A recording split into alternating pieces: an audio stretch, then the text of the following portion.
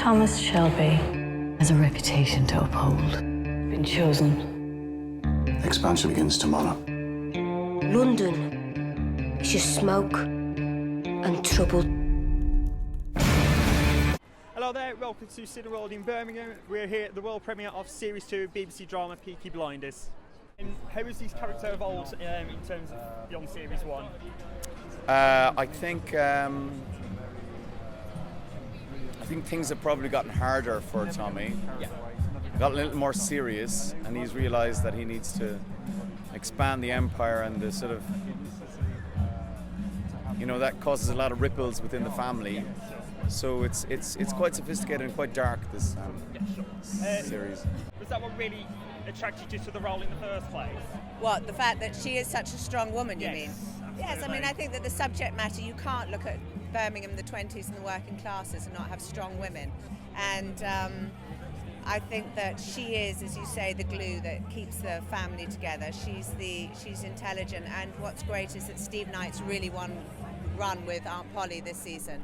I've got a lot more to do, and a lot more. I was wondering how prominent she is this time, especially obviously with I'm much the more bookmaking prominent. deal at the end of the Series 1. I'm quite intrigued to see which role you'll play. Congratulations on Series 2 getting through, first and foremost, because British TV tends to not get the longevity it deserves.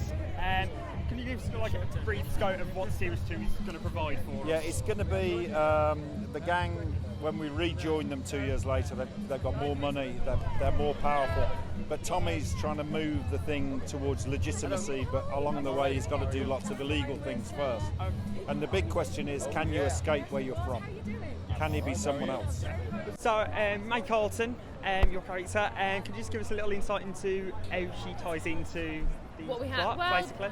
In Series 2, the Peakies are expanding. Their business is getting bigger. They're moving to London, and and it's all about the trials and tribulations that come with making their business bigger. And May becomes involved because she's a horse trainer. Okay. And they meet when the Peakies are investing in a horse, and she becomes a horse trainer of Thomas Shelby's horse. Okay.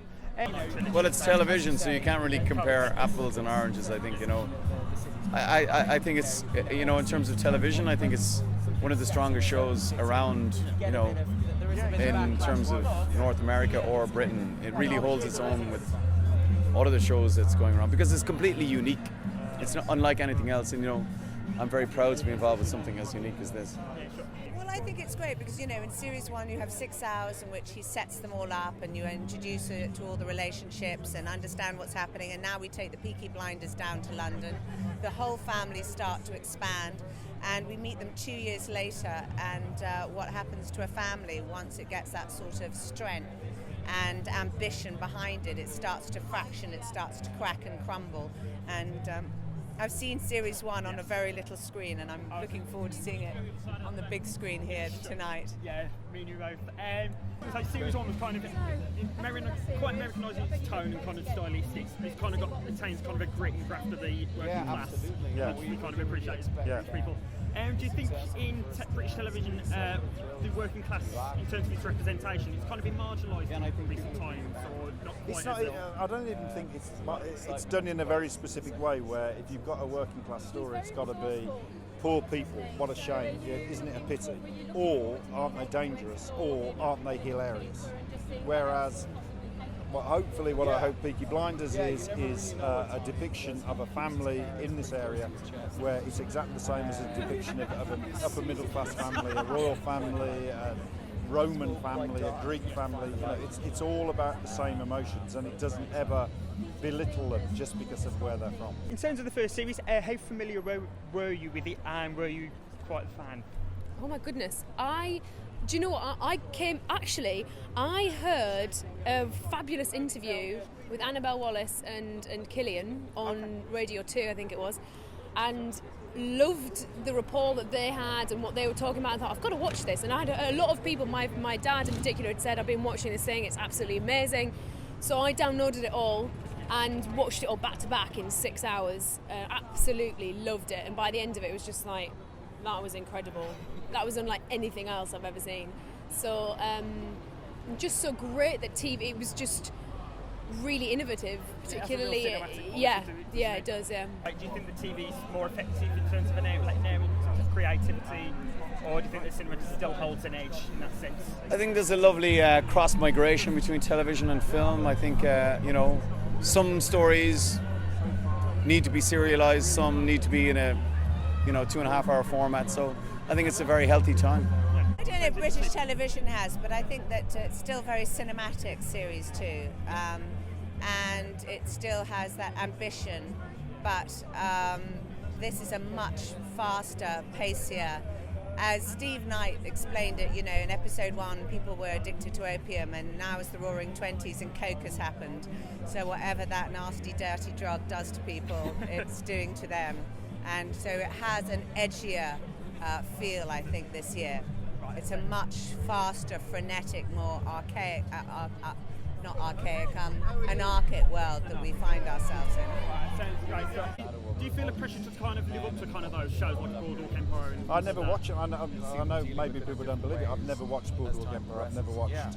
I think I've watched a little bit of Sopranos, but I think the problem is that in England, when something is perceived to be serious and maybe good, people say, "Oh, it's American." Yeah, it's comparative. But why would it be? Because unless it's a period drama like Downton, then it's not considered to be English. But there's nothing American about big themes. There's nothing American about mythology. It's just this is our story. This is Birmingham's story. This really happened in this city. These people existed, and why not tell their story in a way that does them justice? Women were quite strong and opinionated in the first one. Was that a real attraction for you? Oh, definitely. Definitely. Having female characters that are moving the plot forward and that are actively involved in the plot, as opposed to just being subsidiary characters, was amazing. And the women really stood tall in the first series. Yeah, I mean, I thought it could go either way. I thought it would go well in England. I was worried that in Birmingham there'd be this sort of resentment against it, because it's like, I'm from here, and we Brummies, we like to be, we don't want to get carried away, we don't want to go too far, we don't want to be too impressed, which is great. But it's been really good, because there's no reason why this hole in the middle of England has to have no stories. Why not? Did this to us. That is all from the world premiere of Series 2 of Peaky Blinders. I've been Darryl Griffiths. Be sure to check us out on Facebook and Twitter at The Fan Copy. See you all very soon. We've nothing to fear, so long as we stick together. Peaky Blinders, coming soon to BBC Two and BBC Two HD.